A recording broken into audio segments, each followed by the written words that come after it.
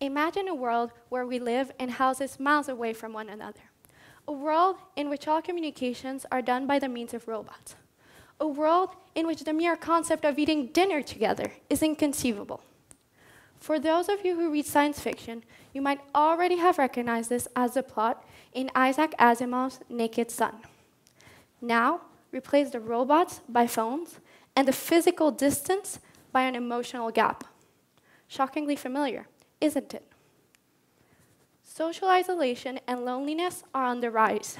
Recent research indicates that 1 in 5 Canadians experience some level of loneliness or social isolation. And a study by the School of Health Sciences and Social Care showed that the 2 most at risk groups were the elderly and teenagers. And Canada is not alone. It's a widespread epidemic. Why are we feeling lonelier? Jeanne Twenge, a professor in psychology at the San Diego University, studied the dramatic emotional shift that started in 2012.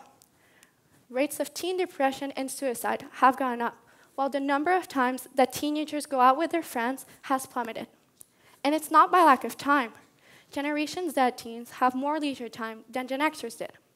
So what happened in 2012?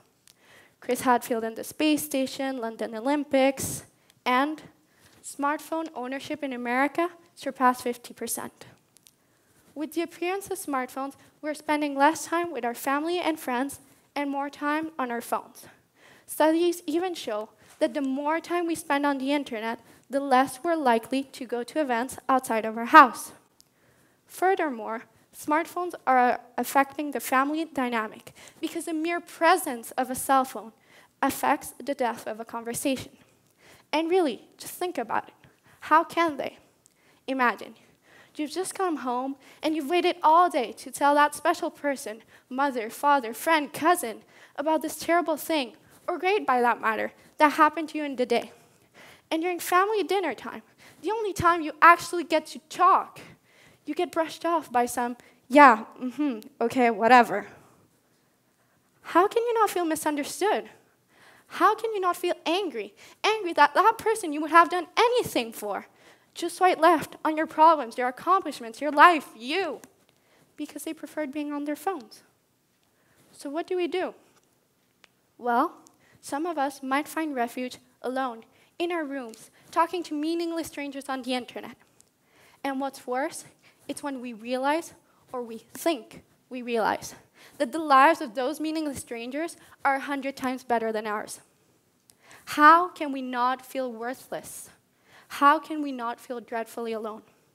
And if we don't do anything, it will not get better, because 1/3 of kids are distracted during family dinner time by their phones. Additionally, smartphones are affecting our level of empathy.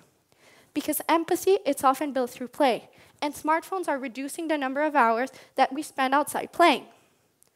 What does this mean? According to the Oxford Dictionary, empathy is our ability to share the feelings of another. So why do we need it? Because empathy is so much more than this. It's more than just some dry words in a book. It's more than just some statistics on the internet. Empathy is what we feel when we see the bright eyes of a child playing with his friends. Empathy is what we feel when we see a mother hugging her son that just came back from war. Empathy is what we feel when our friend comes to our house in tears and asks for our help. It's what connects us. Why do we need it? Because we're human. Because it makes us human. Do we dare imagine a world without empathy? So, what can we do about it? How can we change our perspective? Getting rid of our phones is not the answer.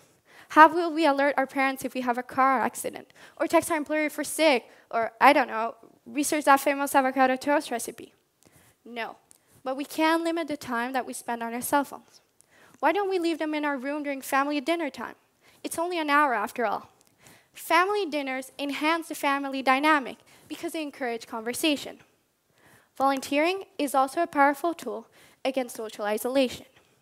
It strengthens the ties in a community, practices compassion and empathy, and encourages us to be present, right now, at the present moment.